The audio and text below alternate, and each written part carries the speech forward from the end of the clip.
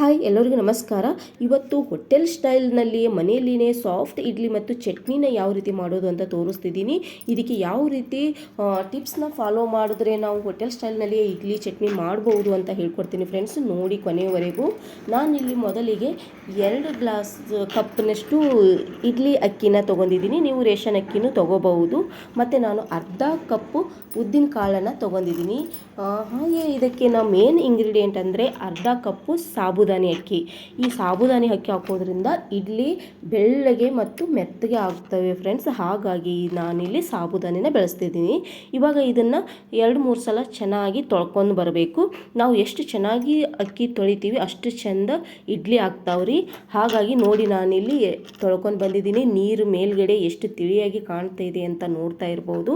ಇಷ್ಟು ತೊಳ್ಕೊಂಡ್ರೆ ನಮಗೆ ಇಡ್ಲಿ ಚೆಂದಾಗಿ ಬೆಳ್ಳಗೆ ಆಗ್ತಾವ ಮತ್ತು ಮೆತ್ತಗಾಗ್ತಾವ ನೋಡಿ. ಇವಾಗ ನಾನು ಇದನ್ನು ಒಂದು ಪ್ಲೇಟನ್ನು ಮುಚ್ಚಿ ಒಂದು 6 ಗಂಟೆವರೆಗೂ ನೆನೆಸ್ಕೊತೀನಿ ರೀ.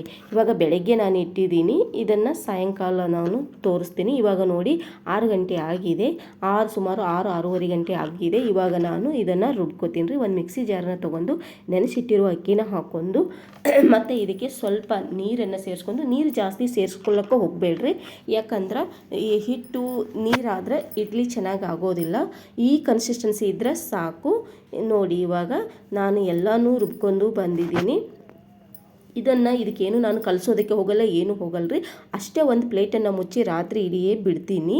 ಬೆಳಗ್ಗೆ ತೋರಿಸ್ತೀನಿ ನಿಮಗೆ. ನೋಡಿ ಬೆಳಗ್ಗೆ ನಾನು ತೆಗಿತಾ ಇದ್ದೀನಿ. ಎಷ್ಟು ಚೆನ್ನಾಗಿ ಹಿಟ್ಟು ಉಬ್ಬಿ ಬಂದಿದೆ. ನಾನೇನು ಸೋಡಾ ಉಪ್ಪು ರಾತ್ರಿ ಏನು ಕಲಿಸಿದ್ದಿಲ್ಲ, ಹಾಗೆ ಮುಚ್ಚಿ ಇಟ್ಟಿದ್ದೆ. ನೋಡಿ ಎಷ್ಟು ಚೆನ್ನಾಗಿ ಎಷ್ಟು ಗಟ್ಟಿಯಾಗಿದೆ ಮತ್ತು ಎಷ್ಟು ಚೆನ್ನಾಗಿ ಉಬ್ಬಿ ಬಂದಿದೆ. ಇವಾಗ ನಾನು ಒಂದು ಬೊಗಣಿಯಲ್ಲಿ ಅದನ್ನು ಬಳಸ್ಕೊಂಡು ಮತ್ತು ರುಚಿಗೆ ತಕ್ಕಷ್ಟು ಉಪ್ಪನ್ನು ಹಾಕ್ಕೊಂಡು ಇವಾಗ ನೋಡಿ ಇಡ್ಲಿ ಪ್ಲೇಟಿಗೆ ಎಣ್ಣೆನ ಹಚ್ಕೋತಾ ಇದ್ದೀನಿ. ಇವಾಗ ಹಿಟ್ಟನ್ನು ಇಡ್ಲಿ ಪ್ಲೇಟಿಗೆ ಹಾಕ್ಕೊಂಡು ನಾನು ಎಲ್ಲನೂ ಇಡ್ಲಿ ಇದಕ್ಕೆ ಇಟ್ಕೋತೀನಿ, ಕುದಿಸ್ಕೋದಕ್ಕೆ ಇಟ್ಕೋತೀನಿ ರೀ. ನೀರನ್ನ ಆಲ್ರೆಡಿ ಬಿಸಿ ಮಾಡಿದ್ದೆ. ಇವಾಗ ನೋಡಿ ಇವೆಲ್ಲ ಇಡ್ಲಿ ಪ್ಲೇಟ್ಗಳನ್ನು ಇಟ್ಕೊಂಡು ಒಂದು ಮುಚ್ಚಳನ ಮುಚ್ಚಿ 10 ನಿಮಿಷ ಬೇಯಿಸೋದಕ್ಕೆ ಬಿಡ್ತೀನಿ. ಇವಾಗ ನಾನು ಸೈಡಿಗೆ ಚಟ್ನಿನ ಮಾಡ್ಕೋತಾ ಇದ್ದೀನಿ.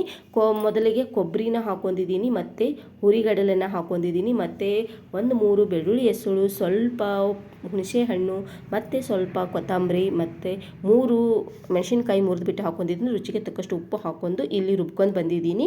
ಇವಾಗ ಇದನ್ನು ಬೊಗಣಿಗೆ ಹಾಕ್ಕೊಂಡು ಒಗ್ಗರಣೆ ಕೊಟ್ಕೋಬೇಕ್ರಿ. ಇವಾಗ ನಾನು ಸ್ವಲ್ಪ ಎಣ್ಣೆನ ಹಾಕ್ಕೊಂಡು ಸಾಸಿವೆ, ಕರಿಬೇವು ಮತ್ತು ಒಣಮೆಣಸಿನ್ಕಾಯಿ ಹಾಕಿ ಚಿಟಿಕೆ ಅರಿಶಿಣ ಹಾಕ್ಕೊಂಡಿದ್ದೀನಿ. ಯಾಕಂದರೆ ಸ್ವಲ್ಪ ಚಟ್ನಿಗೆ ಕಲರ್ ಬರಲಿ ಅಂತ. ಈಗ ಇದನ್ನು ಒಗ್ಗರಣೆನ ಕೊಟ್ಕೋತಾ ಇದ್ದೀನಿ. ನೋಡ್ತಾ ಇರ್ಬೋದು ಎಷ್ಟು ಚೆನ್ನಾಗಿ ಕಲರ್ಫುಲ್ ಚಟ್ನಿ ಕಾಣ್ತಾ ಇದೆ ಅಂತ. ಹೋಟೆಲ್ ಸ್ಟೈಲ್ನಲ್ಲಿಯೇ ಆಗ್ತದ. ಇದೇ ರೀತಿ ಮಾಡಿರಿ, ಹೋಟೆಲ್ಗೆ ಹೋಗೋ ಅವಶ್ಯಕತೆನೇ ಇಲ್ಲ. ಇವಾಗ ನೋಡಿ ನಾನು ಇಲ್ಲಿ ಮುಚ್ಚಳನ ತೆಗೆದಿದ್ದೀನಿ. ಇಡ್ಲಿನೂ ಬೆಂದಿದೆ, ಎಷ್ಟು ಚೆನ್ನಾಗಿ ಉಬ್ಬಿ ಬಂದಿದೆ ಅಂತ. ಇವಾಗ ನಾನು ಅದನ್ನು ಪ್ಲೇಟಿಗೆ ತೆಗೆದು ಹಾಕೋತಿದ್ದೀನಿ. ನೋಡ್ತಾ ಇರ್ಬೋದು ಎಷ್ಟು ಮೆತ್ತಗೆ ಎಷ್ಟು ಚೆನ್ನಾಗಿ ಆಗಿದೆ ಅಂತ. ನಾವು ಎಷ್ಟು ಬೆಳ್ಳಗೆ ಬಂದಿದೆ ನೋಡಿ. ನಾನು ಸಾಬುದಾನಿ ಅಕ್ಕಿ ಹಾಕಿದ್ದೀನಿ ಅಂತ ಹೇಳಿದ್ನಲ್ವ. ಇಡ್ಲಿ ಎಷ್ಟು ಬೆಳ್ಳಗೆ ಮತ್ತು ಮೆತ್ತಗೆ ಆಗಿದೆ ಅಂತ ನೀವೇ ನೋಡ್ತಾ ಇರ್ಬೋದು. ನಾನಿಲ್ಲಿ ಪ್ಲೇಟಿಗೆ ಎಲ್ಲನೂ ಹಾಕಿ ತೋರಿಸ್ತಾ ಇದ್ದೀನಿ. ಇವಾಗ ನಾನು ಸರ್ವ್ ಮಾಡ್ತಾ ಇದ್ದೀನಿ. ಮೇಲ್ಗಡೆ ಚಟ್ನಿ ಹಾಕಿ ತಿಂತಾ ಇದ್ದರೆ ಅಬ್ಬಬ್ಬಾ, ಈ ರೀತಿ ನೀವು ಟ್ರೈ ಮಾಡಿ ಮನೆಯಲ್ಲೇ ಮಾಡ್ಕೋಬಹುದು. ಹೋಟೆಲ್ಗೆ ಹೋಗೋ ಅವಶ್ಯಕತೆ ಇಲ್ಲ. ಈ ವಿಡಿಯೋ ಇಷ್ಟವಾದರೆ ಲೈಕ್ ಮಾಡಿ, ಶೇರ್ ಮಾಡಿ, ನನ್ನ ಚಾನಲ್ನ ಸಬ್ಸ್ಕ್ರೈಬ್ ಮಾಡ್ಕೊಳ್ಳಿ. ಧನ್ಯವಾದ.